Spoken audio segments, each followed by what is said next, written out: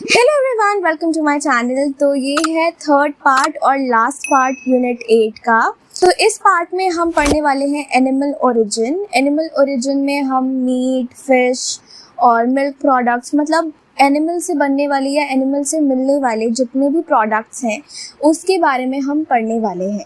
ठीक है, तो चलिए स्टार्ट करते हैं। सबसे पहला जो आता है that is meat. Meat is a general term for various animal flesh eaten as food. मतलब मीट एक जनरल टर्म है जो कि जितने भी एनिमल फ्लैश होते हैं जो एज अ फूड खाए जाते हैं हम उसे मीट बोलते हैं। मतलब it is mostly composed of protein and fat. किसी भी एनिमल का फ्लैश उसमें प्रोटीन होता है और फैट होता है। ठीक है, it is very important to maintain hygiene during rearing of the animal while butchering and also while cooking the meat. जब एनिमल को पाला जाता है या फिर उसको बचर किया जाता है, काटा जाता है, उसका फ्लैश निकाला जाता है या फिर उसे कुक किया जाता है, तो उस टाइम पे हाइजीन मेंटेन करना बहुत ज़्यादा ज़रूरी होता है ताकि कोई भी बीमारी ना फैले, right. Various state laws control the butchering and selling of animals. बहुत सारे स्टेट्स जो हैं वो अपना एक अलग लॉ बनाते हैं बचरिंग और सेलिंग ऑफ एनिमल्स के ऊपर कि किस तरीके से बचरिंग होगी या किस तरीके से एनिमल को सेल किया जाएगा। अब मीट को यहाँ पे क्लासिफाई किया गया है। ठीक है, game is meat which comes from wild animals and birds that are hunted for food or sport. Game is generally classified as either feathered or furred. तो सबसे पहले जो हमारा क्लासिफिकेशन आता है दैट इज गेम। गेम जो होता है ये वाइल्ड एनिमल्स या वाइल्ड बर्ड्स होती है जो कि हंट की जाती है। जैसे पहले के टाइम पे क्या होते थे, राजा महाराजा जो होते थे वो क्या करते थे कि हंटिंग करने के लिए जाते थे। तो या फिर दूसरा पर्पस हमारा क्या हो सकता है कि हम फॉर फूड हंटिंग कर रहे हैं, राइट। तो वो जो वाइल्ड एनिमल्स होते हैं जो इधर उधर, मतलब हम पाल नहीं रहे हैं, वो इधर उधर अपना आराम से लाइफ जी रहे हैं, उनकी हंटिंग की जाती है। ठीक है, और उनको ही हम गेम कहते हैं। ठीक है, मतलब वो जो मीट होता है उनसे मिलने वाला उसे हम गेम बोलते हैं। अब वो जो गेम होता है, वो जो मीट है, उसको हम फेदर्ड और फर्ड में क्लासिफाई करते हैं। जो फर्ड गेम होता है इसमें हमारे ऐसे एनिमल्स आते हैं जिनके बाल होते हैं, for example deer, goat, hare, rabbit, wild pig etcetera. Feathered game वो होते हैं जिनके फेदर्स होते हैं, जैसे कि बर्ड्स। ठीक है, जैसे pigeon, quail, wild goose, peasant etcetera. ठीक है, नेक्स्ट हमारी जो क्लासिफिकेशन आती है मीट की that is poultry. Poultry is a general name applied to a range of fowl domestically bred for human consumption. The poultry family generally includes chicken, turkey, duck, geese. देखो, जो हमारा meet है उसको हमने दो चीज़ों में क्लासिफाई किया है। पहला जो है दैट इज़ गेम और दूसरा जो है पोल्ट्री।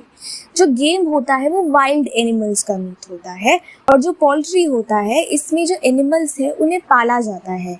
पोल्ट्री में चिकन, टर्की, डक, गीज ये सब ज़्यादा आते हैं। नेक्स्ट आता है यूज़ ऑफ मीट, कि मीट को किस किस तरीके से यूज़ किया जा सकता है। Meats are cooked along with spices, herbs and vegetables to prepare dish complete in nutrition. जो मीट है उसे कुक किया जाता है स्पाइसेस, हर्ब्स और वेजिटेबल्स के साथ एक अलग से एक डिश बनाने के लिए जो कि न्यूट्रिशियस हो। ठीक है, meat are also preserved and eaten as ham, bacon, sausage etcetera. जो मीट है उसे प्रिजर्व भी किया जाता है, प्रिजर्व करके उसे हैम, बेकन, सॉसेज ये सब बनाया जाता है। ठीक है, they have wide usage where they can be used to make salads, main dish, snacks in every cuisine in the world. पूरी दुनिया में बहुत अलग अलग तरह की डिशेस से बनाई जाती है, जैसे सैलेड्स में ये यूज़ होता है, मेन डिश के तौर पे यूज़ होता है, स्नैक्स के तौर पे यूज़ होता है। तो ये सारे हमारे मीट के यूज़ हैं। नेक्स्ट आता है सी फूड। सी फूड जो है ये जनरल टर्म है हर तरह की फ़िश के लिए। ठीक है, there are 3 basic categories of seafood: fish, shellfish and invertebrates. 3 basic categories है सी फूड की। पहली है फिश, दूसरी है शेलफिश और तीसरी है इन्वर्टिब्रेट्स। देखो, जो फिश होती है ये नॉर्मली जो आप फिश देखते हो वो, शेलफिश जो होते हैं इनका बाहर स्केलेटन होता है, फॉर एग्जाम्पल स्नेल हो गया या फिर ऑयस्टर्स हो गए। इन्वर्टिब्रेट्स होते हैं जिनकी रीढ़ की हड्डी नहीं होती है, बैकबोन नहीं होता है, उन्हें इन्वर्टिब्रेट्स बोलते हैं। फॉर एग्जाम्पल जेलीफिश, ऑक्टोपस, ये सब इन्वर्टिब्रेट्स में आते हैं। Fish can be divided into various subcategories according to habitat, shape and flesh. जो फिश है इसे हम अलग अलग कैटेगरीज में डिवाइड कर सकते हैं, सब कैटेगरीज में, अकॉर्डिंग टू देयर हैबिटेट, कि वो कहाँ रहते हैं, सॉल्टी वाटर में रहते हैं या फिर जो नॉन सॉल्टी वाटर है वहाँ रहते हैं, या फिर उनका शेप जैसा है उसके अकॉर्डिंग हम उनको डिवाइड कर सकते हैं, या फिर फ्लैश का टाइप जो है वो कैसा है उसके अकॉर्डिंग हम उनका क्लासिफिकेशन कर सकते हैं। यहाँ पे जो हमारी क्लासिफिकेशन हुई है वो हुई है हैबिटेट फिश के अकॉर्डिंग, कि फ्रेश वाटर वाली फ़िश और सॉल्ट वाटर वाली fish. Fresh water fish are those that spend some or all their lives in fresh water, such as rivers and lakes with a salinity of less than 0.05%, example trout, carp, cod, eel etcetera. सबसे पहला classification जो है that is fresh water fish. Fresh water fish जो होती है ये अपनी life में पूरी लाइफ जो है फ्रेश वाटर में बिताती है, या फिर थोड़ी सी लाइफ सलाइन वाटर में भी बिताती है और थोड़ी सी लाइफ फ्रेश वाटर में भी बिताती है। ठीक है, ये ऐसे फ्रेश वाटर में रहती है जहाँ पे 0.05% से भी कम सैलिनिटी होती है। सैलिनिटी मतलब नमकीन, ठीक है, इतना कम नमकीन होता है। ठीक है, नेक्स्ट हमारा आता है salt water fish. Salt water fish are those that spend their lives in saline sea water, example herring, snapper, mackerel. देखो, सॉल्ट वाटर फिश जो होती है वो अपनी पूरी लाइफ जो है सलाइन सी वाटर में बिताती है, और इसका एग्जाम्पल है herring, snapper, mackerel etcetera. Next आता है shellfish. The main difference between the fish and shellfish is the skeleton. Shellfish have an external skeleton or shell. There are two main categories of shellfish. जो shellfish है और जो fish है, इन दोनों के बीच का जो डिफरेंस है, मेन डिफरेंस है, वो है कि जो शेलफिश होता है उसके बाहर एक्सटर्नल स्केलेटन होता है, ठीक है, शेल होता है, वहीं पे जो हमारी फिश होती है उसके नहीं होता है। अब यहाँ पे हमारी टू मेन कैटेगरीज है शेलफिश की। सबसे पहला आता है क्रस्टेशियंस।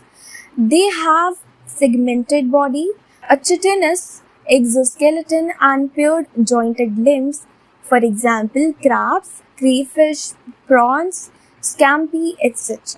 जो क्रस्टेशियंस होते हैं इनकी बॉडी सेगमेंटेड होती है, मतलब अलग अलग सी होती है। जब आपने क्रैब्स को देखा होगा तो क्रैब्स के ना जॉइंट्स अलग अलग से होते हैं, पेयर्ड जॉइंट्स होते हैं, कि जैसे उनका आधा जो हाथ है वो इधर होगा, आधा हाथ इधर होगा और वो ऐसे जुड़ा सा ऐसे लगेगा। ठीक है, तो थोड़ा सेगमेंटेड बॉडी होती है। और यहाँ पे जो एग्जाम्पल बताया गया है वो है क्रैब्स, क्रेफिश, प्रॉन्स, स्कैम्पी, ये सब।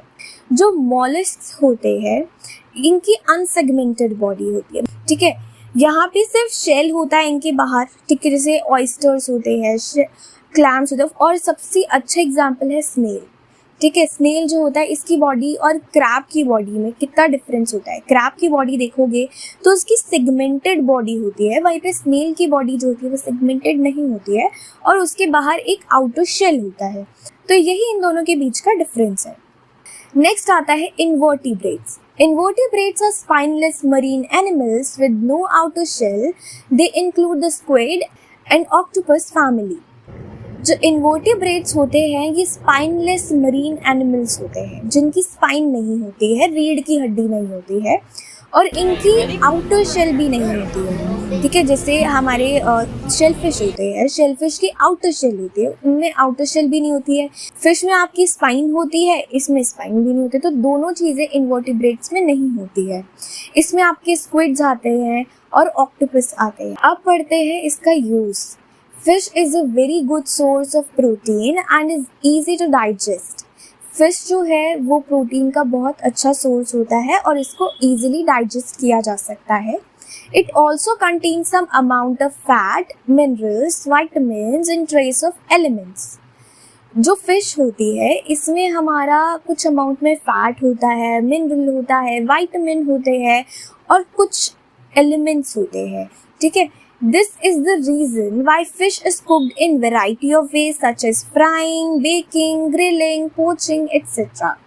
अब फिश में इतने सारे विटामिन, मिनरल्स, फैट और कुछ ट्रेस में एलिमेंट्स मिल जाते हैं, तो इस वजह से ना अलग अलग तरीके से फिश को बनाया जाता है, कुक किया जाता है। जैसे फ्राई किया जाता है, बेक किया जाता है, ग्रिल किया जाता है, पोचिंग की जाती है और भी बहुत सारे तरीके हैं। In coastal regions many curries are made with fish and coconut. बहुत सारी कोस्टल रीजन्स में कौन आते हैं, जैसे केरला हो गया, उड़ीसा हो गया, जो आपके ओशन से जुड़े हुए स्टेट्स होती हैं, जगह होती है ना, उन्हें हम कोस्टल रीजन्स बोलते हैं। तो जो कोस्टल रीजन्स होते हैं वहाँ पे आपकी फिश की जो करी बनाई जाती है उसमें कोकोनट मिलाया जाता है।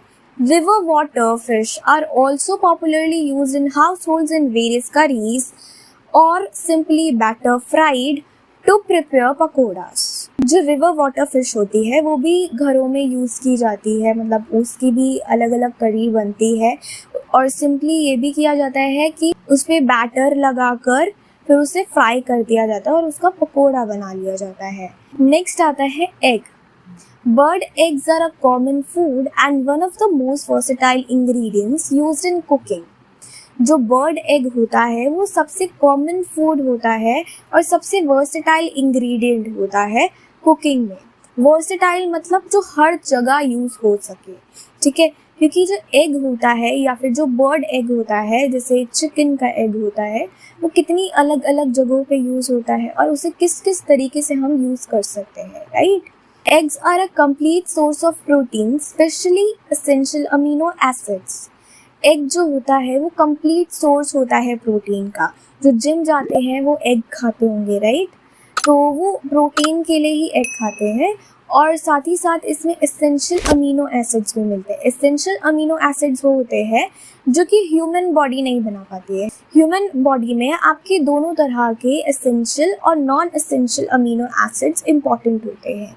नॉन एसेंशियल अमीनो एसिड्स जो होते हैं वो आपकी बॉडी खुद बना लेती है और जो एसेंशियल होते हैं वो हम बाहर से फूड के थ्रू अपनी बॉडी में डालते हैं, ठीक है।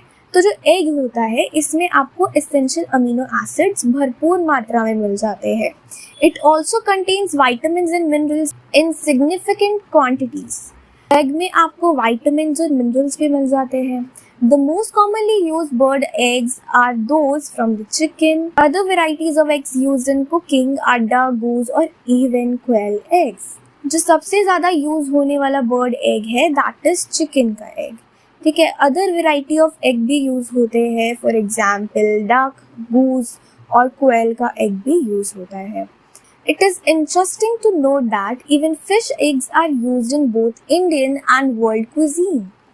ये जानने में बहुत इंटरेस्टिंग लगेगा आप लोगों को कि जो फिश का एग होता है वो भी इंडियन और वर्ल्ड क्विजीन में यूज़ किया जाता है एज अ डिश, ठीक है। उसकी भी अलग अलग डिशेस बनाई जाती है। Fish lays thousands of tiny eggs in a jelly like form called roe. जो फिश है वो thousands of eggs jelly like form में ले करती है, उसको हम रो बोलते हैं, ठीक है। उसके जो एग्स होते हैं उसे हम रो बोलते हैं। Roe of sturgeon fish is popularly eaten as caviar, which is an expensive commodity. जो स्टर्जियन फिश होती है उसके जो एग्स होते हैं जिसे हम रो बोलते हैं उसको पॉपुलरली केवियर के नाम से खाया जाता है और ये सबसे ज़्यादा एक्सपेंसिव होते हैं। In India too fish eggs are used to prepare snacks and curries in coastal areas. जो कोस्टल एरियाज है, जो ओशन से जुड़े हुए एरियाज है, उधर भी जो फ़िश के एग्स हैं वो यूज़ होते हैं, ठीक है। इंडिया में भी फ़िश के एग्स जो है अलग अलग स्नैक्स, करीज ये सब बनाने में यूज़ होते हैं। अब आता है use of egg. Eggs are cooked on their own in a variety of ways as breakfast, poached, fried, scrambled, omelettes, boiled etcetera. जो एग है इसे हम अलग अलग तरीके से पकाते हैं एज ब्रेकफास्ट, ठीक है। पोच करके, फ्राई करके, स्क्रैम्बल करके, ऑमलेट बना के, बॉइल्ड बना के या फिर और भी बहुत सारे तरीके हैं। ठीक है। तो इन इन तरीक़ों से हम अपना ब्रेकफ़ास्ट बनाते हैं एग के through. Eggs are a popular ingredient in baking in cakes, cookies and desserts such as creme, caramel और mousse। जो एग है ये एक पॉपुलर इंग्रेडिएंट है बेकिंग में, जैसे केक, कुकीज़ और डिज़र्ट्स होते हैं, इन सब में जो है आपका एग यूज़ होता है। Eggs are used to make sauces, mayonnaise and hollandaise।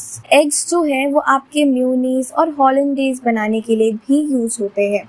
मैंने पिछले पार्ट 2 में बताया था कि जो मेयोनेज़ है आपके 2 तरीके से बनती है, एक वेज तरीके से और एक नॉन वेज तरीके से।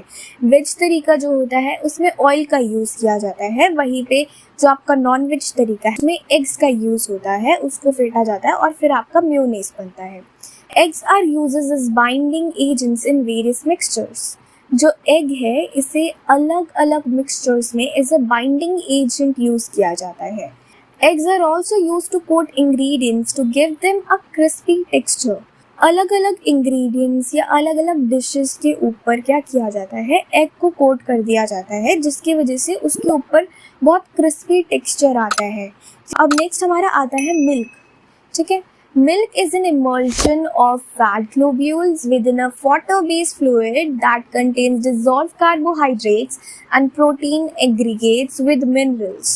देखो बेसिकली होता ये है कि हमारा ना वाटर बेस्ड फ्लूइड होता है, एक मतलब वाटर जैसा एक फ्लूइड, ठीक है। उसके अंदर आपके फैट ग्लोब्यूल्स भी होते हैं, उसके अंदर आपके कार्बोहाइड्रेट भी होते हैं, उसमें आपके प्रोटीन एग्रीगेट्स भी होते हैं और साथ ही साथ आपके मिनरल्स भी होते हैं, ठीक है। तो ये सारी चीज़ें आपके वाटर बेस्ड फ्लूइड में इमर्ज्ड होती है। It also contains sugar lactose. जो मिल्क होता है इसमें आपका शुगर लैक्टोज भी होता है। Cow is reared specially in many countries on cattle farms to produce milk.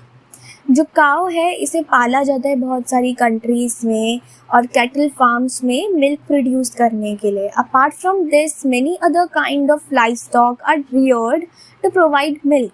इसके अलावा बहुत अलग अलग तरह के लाइवस्टॉक मतलब अलग अलग तरह के एनिमल्स, जैसे कि गोट हो गई, बफेलो हो गई, शीप हो गई, कैमल हो गई, डोंकी हो गया, हॉर्स, रेनडियर, याक, ये सब पाले जाते हैं, ठीक है। और इनका मिल्क प्रोड्यूस करने के लिए, ठीक है, मेन पर्पस यही होता है कि मिल्क प्रोड्यूस करवाने के लिए।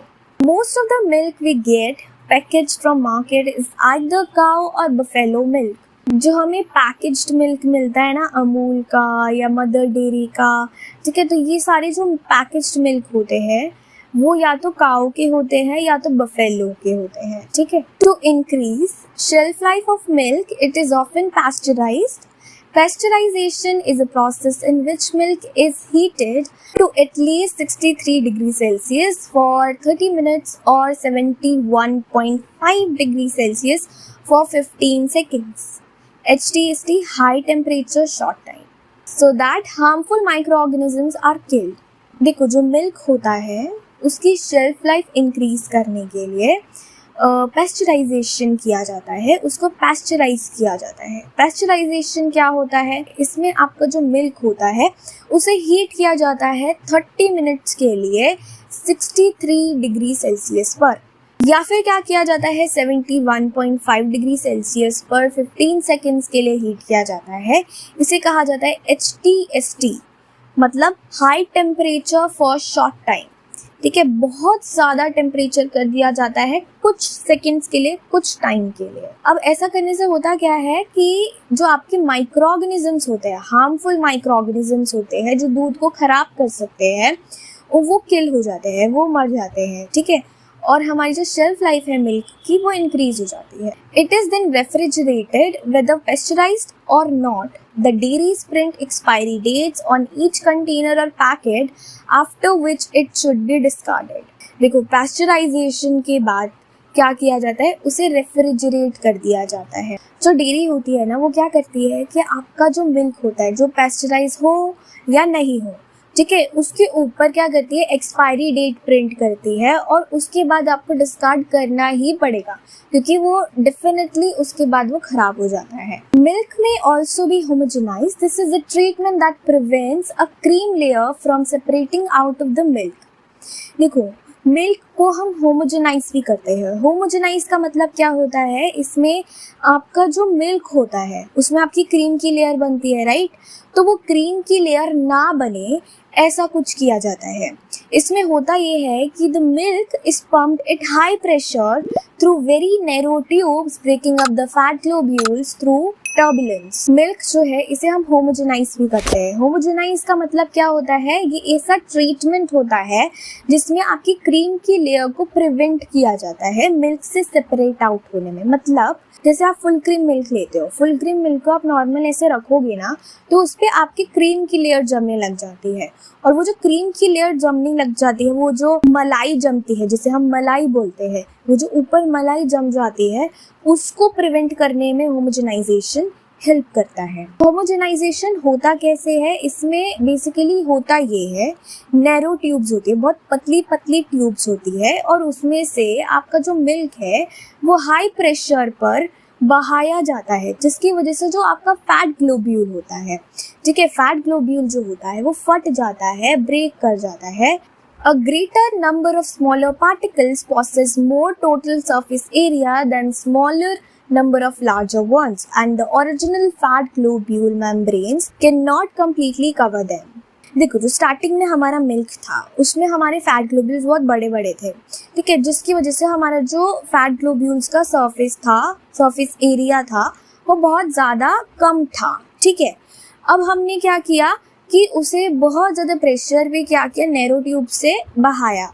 अब क्या हुआ, उसके फैट ग्लोब्यूल्स टूट गए छोटे छोटे पार्टिकल्स में। तो जो आपके जो छोटे छोटे वाले फैट ग्लोब्यूल्स बने उनका सरफेस एरिया ज़्यादा होता है एज कम्पेयर टू जो बड़े वाले थे, ठीक है। और इसके वजह से हमारी जो क्रीम है, जो हमारी जो मलाई होती है वो नहीं बनती है। जो होमोजेनाइज मिल्क होता है वो ब्लेंडर टेस्ट करता है, मतलब थोड़ा फीका फीका सा टेस्ट करता है, but feels creamier in the mouth than unhomogenised milk. और ये क्या करता है, बहुत क्रीमियर फील करता है। मतलब देखो, जो आपके फैट ग्लोब्यूल्स थे पहले वो बहुत बड़े बड़े थे, तो वो क्या करते थे, एक लेयर बना लेते थे क्रीम की, जिसकी वजह से आपके नीचे जो रहता था वो इतना क्रीमी टेक्सचर में आपका दूध नहीं रहता था, ठीक है। अब आपने क्या किया, जो आपके फैट ग्लोब्यूल्स है उसे आपने छोटे छोटे पार्टिकल्स में तोड़ दिया। वो क्या हुआ कि अब छोटे छोटे पार्टिकल्स में टूटने की वजह से वो आपके मिल्क में पूरी तरीके से मिक्स हो चुके हैं, और उसके वजह से आपका जो दूध है बहुत ज़्यादा क्रीमी हो चुका है। It is whiter and more resistant to developing of flavours. जो होमोजेनाइज मिल्क होता है ये ज़्यादा सफ़ेद होता है देखने में एज़ कम्पेयर टू जो अनहोमोजेनाइज्ड होता है। और जो होमोजेनाइज मिल्क होता है इसमें ज़्यादा जल्दी जो है ऑफ फ्लेवर नहीं आता है। अब आपके अलग अलग वेराइटीज़ ऑफ मिल्क के बारे में हम पढ़ेंगे। सबसे पहला आता है फुल क्रीम मिल्क। जो फुल क्रीम मिल्क होता है इसमें आपका कम से कम 6% जो है फैट होता है, और कम से कम आपका मिल्क सॉलिड जो है 9% होता है। मिल्क सॉलिड जो होते हैं ये फैट नहीं होते हैं। नेक्स्ट आता है टोन्ड मिल्क। टोन्ड मिल्क जो होता है इसमें 3% आपका फैट होता है और 8.5% आपका मिल्क सॉलिड होता है।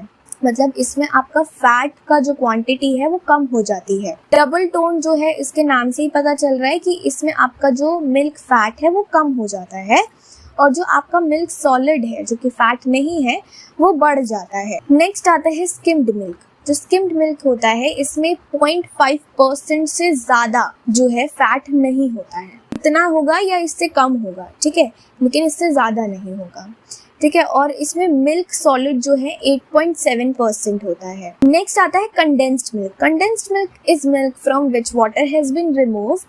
It is most often found in the form of sweetened condensed milk with sugar added. Sweetened condensed milk is a very thick sweet product which is canned. जो condensed milk होता है इसमें से पानी को remove कर दिया जाता है और ये बहुत ज़्यादा गाढ़ा टेक्सचर में होता है, थिक टेक्सचर होता है इसका। और इसको ज़्यादातर ना जो मार्केट में बेचा जाता है ना वो स्वीटन करके, मतलब मीठा करके बेचा जाता है। ये जो कंडेंस मिल्क होता है इसे स्वीट प्रोडक्ट में यूज़ किया जाता है और मोस्टली ये आपको कैंस में मिलेगा। नेक्स्ट आता है मिल्क पाउडर। जो मिल्क पाउडर होता है ये ड्राइड मिल्क होता है, ठीक है। और इसमें क्या किया जाता है, इससे पूरा पानी जो है इवेपोरेट कर दिया जाता है और फिर आपका जो है ड्राइड पाउडर फॉर्म में जो है आपका मिल्क बचता है। मिल्क को ड्राई करने से होता ये है कि हम उसे प्रिजर्व कर सकते हैं। जो मिल्क पाउडर होता है इसका शेल्फ लाइफ आपका ज़्यादा होता है दैन जो लिक्विड मिल्क होता है, जिसको हमें रेफ्रिजरेट करने की भी ज़रूरत नहीं होती क्योंकि ये पाउडर्ड मिल्क है, राइट। नेक्स्ट आता है fermented milk. Fermented milk products also known as cultured milk products are dairy foods that have been fermented with lactic acid bacteria such as lactobacillus, lactococcus, leuconostoc. The fermentation process increases the shelf life of the product while enhancing the taste and improving the digestibility of milk. जो fermented milk होता है इसे हम cultured milk भी बोलते हैं। इसमें क्या होता है कि आपका लैक्टिक एसिड बैक्टीरिया जो है वो यूज़ किया जाता है और उसके थ्रू जो है आपका मिल्क जो है उसे फर्मेंट किया जाता है। इसमें आपके लैक्टोबैसिलस, लैक्टोकोकस, लियोकोनोस्टॉक जैसे बैक्टीरियाज का यूज़ किया जाता है। फर्मेंटेशन का जो प्रोसेस है इसकी वजह से जो शेल्फ लाइफ होती है, मतलब आपका जो फर्मेंटेड मिल्क है वो जल्दी ख़राब नहीं होता है, उसकी शेल्फ लाइफ इंक्रीज कर जाती है। और जो आपका फर्मेंटेड मिल्क होता है ना, इसका टेस्ट भी बहुत बढ़िया होता है और जो मिल्क की डाइजेस्टिबिलिटी है वो भी इम्प्रूव हो जाती है। अब आते हैं मिल्क प्रोडक्ट्स। मिल्क प्रोडक्ट्स वो जो मिल्क से बनने वाले अलग अलग प्रोडक्ट्स हैं। Cream is a dairy product composed of the higher butterfat layer skimmed from the top of milk before homogenization. In unhomogenized milk, the fat which is less dense will eventually rise to the top. In the industrial production of cream, this process is accelerated by using centrifuges called separators. It is of many types such as single cream, double cream और salt cream, clotted cream, etc. यहाँ पे basically आपकी cream की बात की गई है। Cream क्या होता है कि जो आपका मिल्क है उसके ऊपर जो लेयर आ जाती है, जो मलाई आती है, उसको कहा गया है, ठीक है।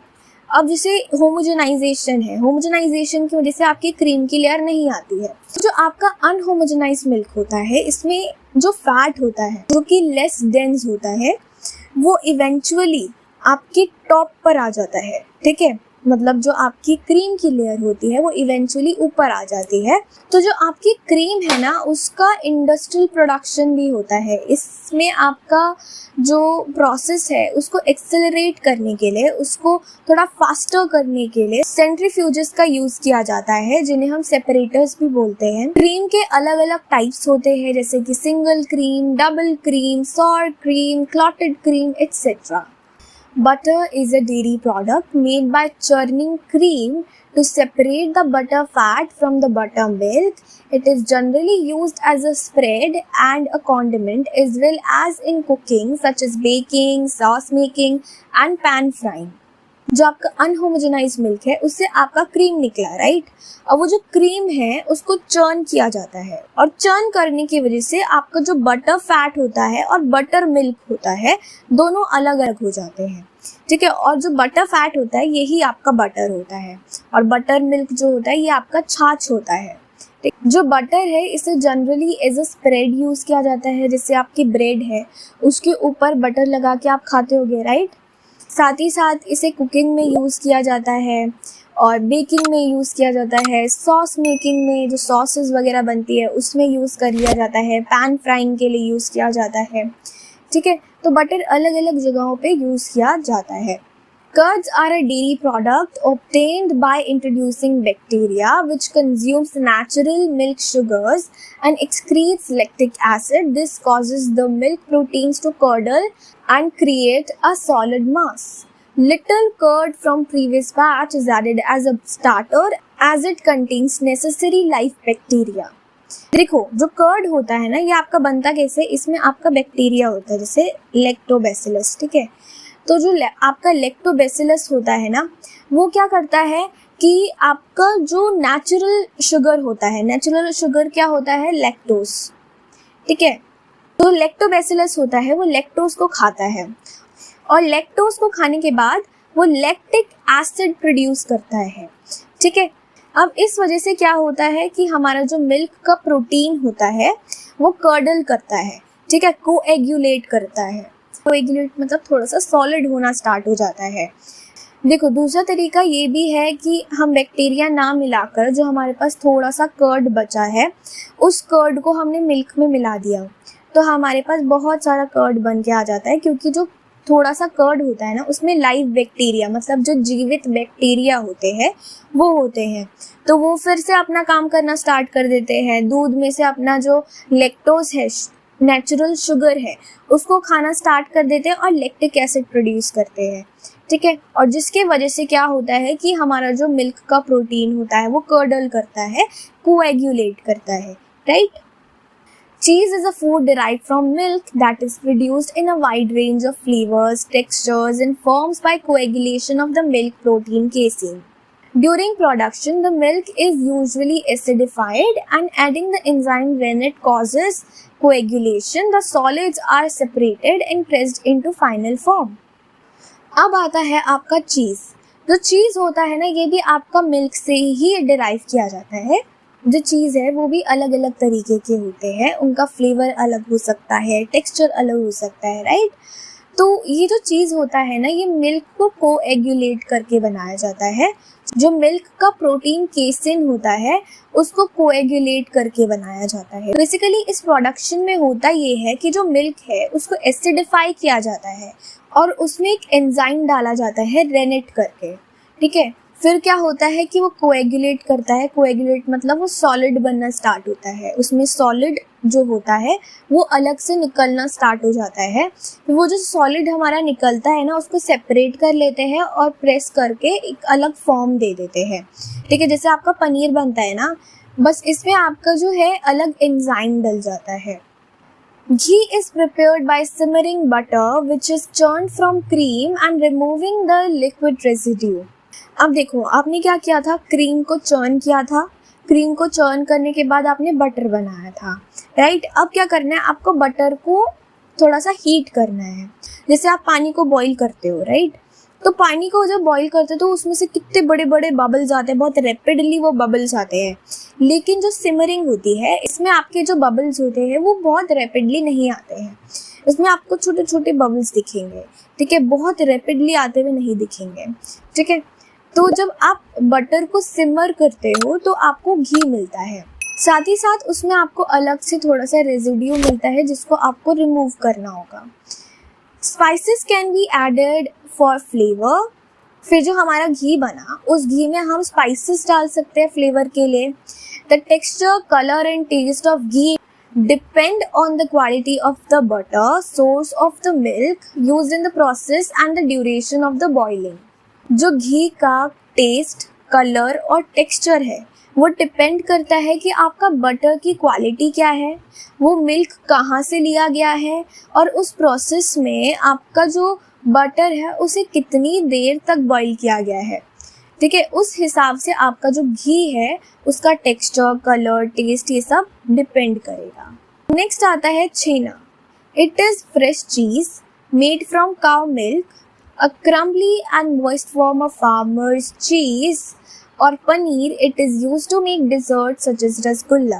अब आप क्या करो, दूध लो, ठीक है, दूध को गर्म करो थोड़ा सा और फिर जब वो पूरा बॉईल होने लग जाए ना फिर उसे स्लो पे कर दो और उसके बाद उसमें थोड़ा सा ना एसिड डालो। एसिड आप जैसे विनेगर डाल सकते हो, लेमन जूस डाल सकते हो, ठीक है, वो आपने डाला।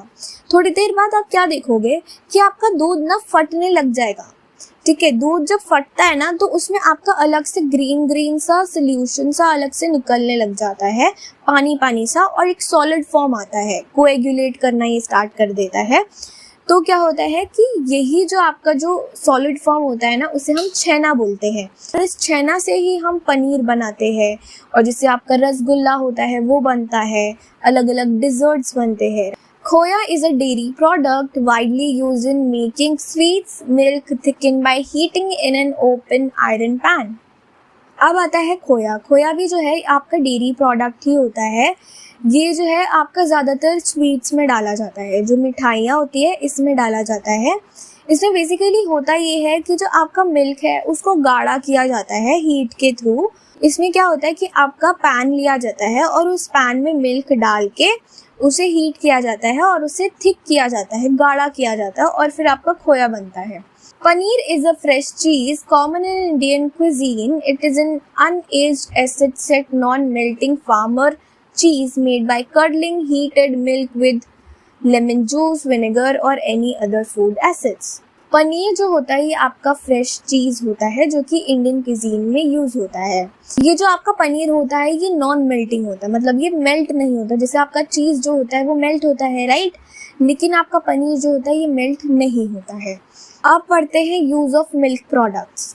जो मिल्क है इसे हम नॉर्मली ऐसे ही पीते हैं, या फिर इससे हम टी बनाते हैं, कॉफ़ी बनाते हैं, या फिर इसमें सीरियल्स डाल के फिर हम खाते हैं, ठीक है। It is use to prepare sweet such as kheer, rabri, rasmalai, custard, ice cream.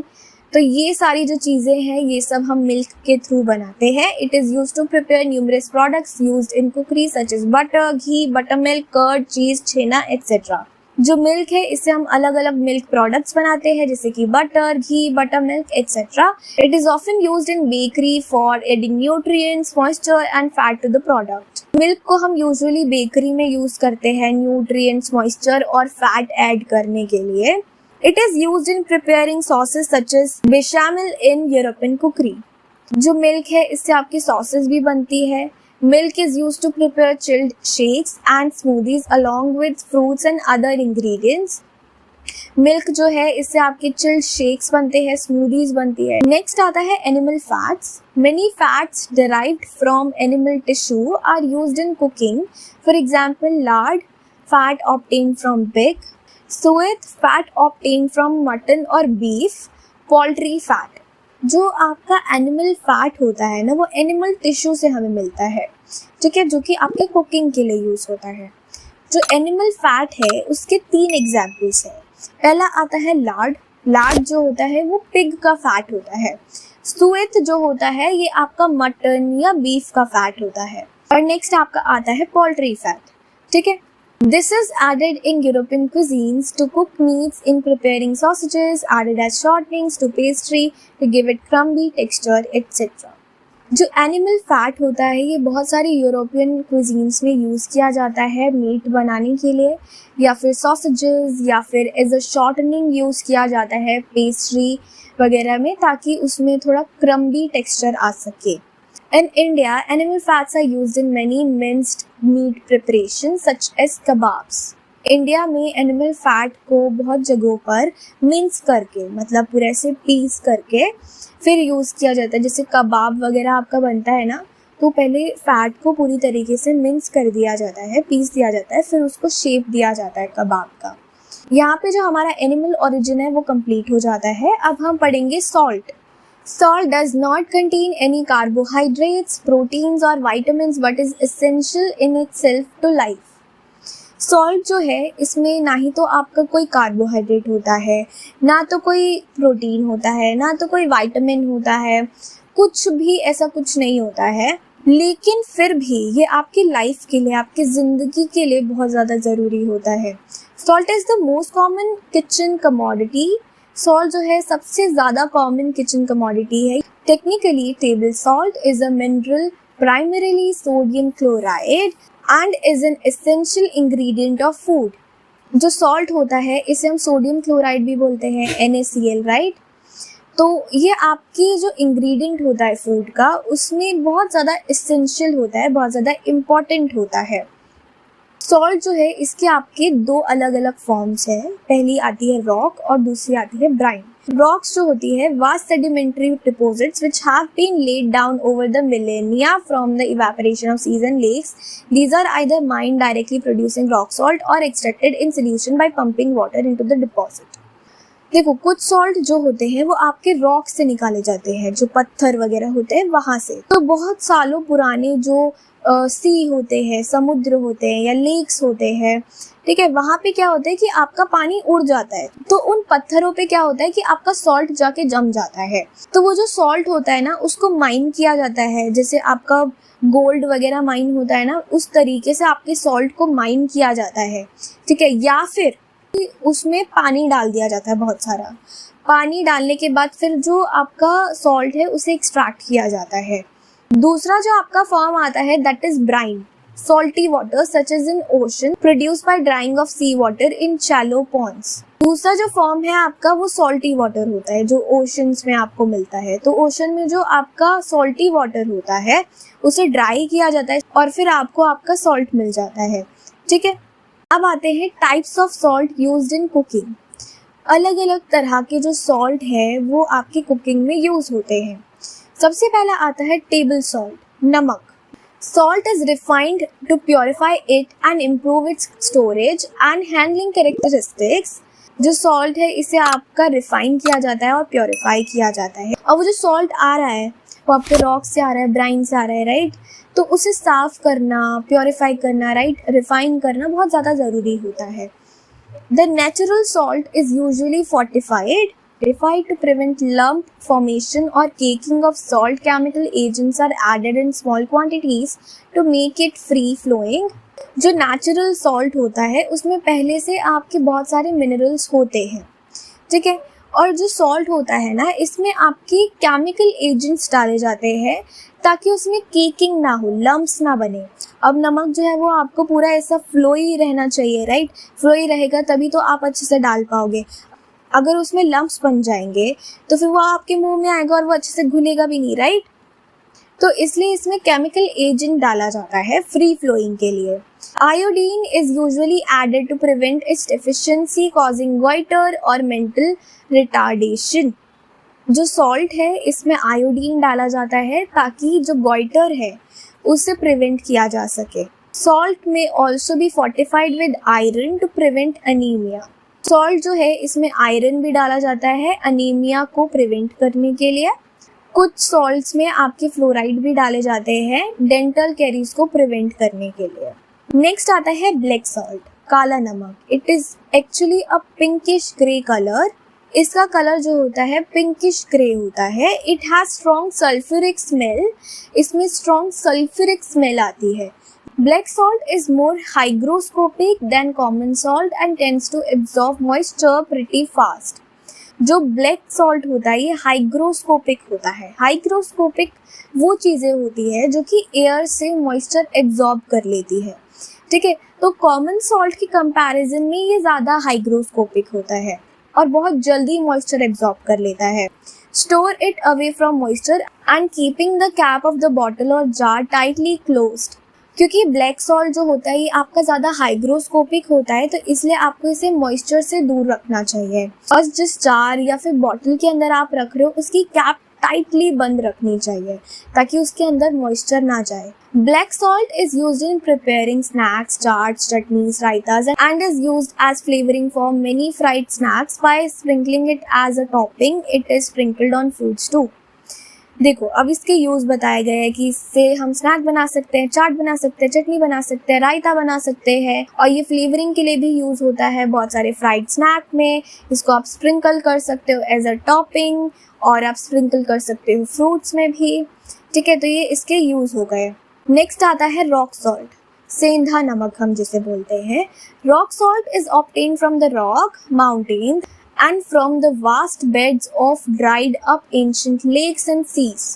जो रॉक सॉल्ट होता है ये आपका रॉक से मिलता है, माउंटेन से मिलता है और बहुत सारे जो लेक्स और सीज जो कि ड्राई हो चुके हैं उनके बेड्स, उनके बॉटम से हमें मिलता है। These beds may be hundreds of meters deep। जो सी और लेक्स के बेड होते हैं ना बेसिकली वो उनका बॉटम होता है। जैसे ये वाला पार्ट है ना इसे बेड कहा जा रहा है। तो ये जो सी और लेक का बेड होता है, नीचे वाला पार्ट होता है, बिल्कुल ये जो होता है ये 100 of meters डीप होता है, बहुत गहरा होता है। Salt rock is normally colorless to yellow in color but may also be in various hues of blue and pink depending on the impurities in it। जो रॉक सॉल्ट होता है वो नॉर्मली कलरलेस तो येलो कलर का होता है लेकिन इसमें थोड़ी बहुत ह्यूज होती है, मतलब थोड़ा सा आपको झलक दिखेगी ब्लू कलर या पिंक कलर की। वो डिपेंड करता है कि इसमें इम्प्योरिटीज कौन सी है, ठीक है। This salt is mostly used in preparing food during fasting. जो सेंधा नमक होता है ये ज़्यादातर आपके फास्टिंग के टाइम यूज़ किया जाता है। जब आपके नवरात्रे वगैरह होते हैं तो उस टाइम आपकी जब फास्टिंग होती है तो उस टाइम पे जो आपका नमक यूज़ होता है वो नॉर्मल नमक यूज़ नहीं होता है, सेंधा नमक यूज़ किया जाता है। अब पढ़ेंगे सॉल्ट का use. Salt is required to give taste to a dish में टेस्ट देने के लिए सॉल्ट रिक्वायर्ड होता है, इम्पॉर्टेंट होता है, ज़रूरी होता है। It is added to breads in small quantities to control fermentation, helps in production of breads. जो आपके ब्रेड में फर्मेंटेशन होती है उसको रोकने के लिए सॉल्ट डाला जाता है. Salt added to water makes the water boil at higher temperature, thus reducing cooking time. Cooking time को कम करने के लिए और जो बॉइलिंग है उसे फास्टर करने के लिए, हाई टेम्परेचर पे करने के लिए, उसके लिए हम उसमें सॉल्ट डालते हैं.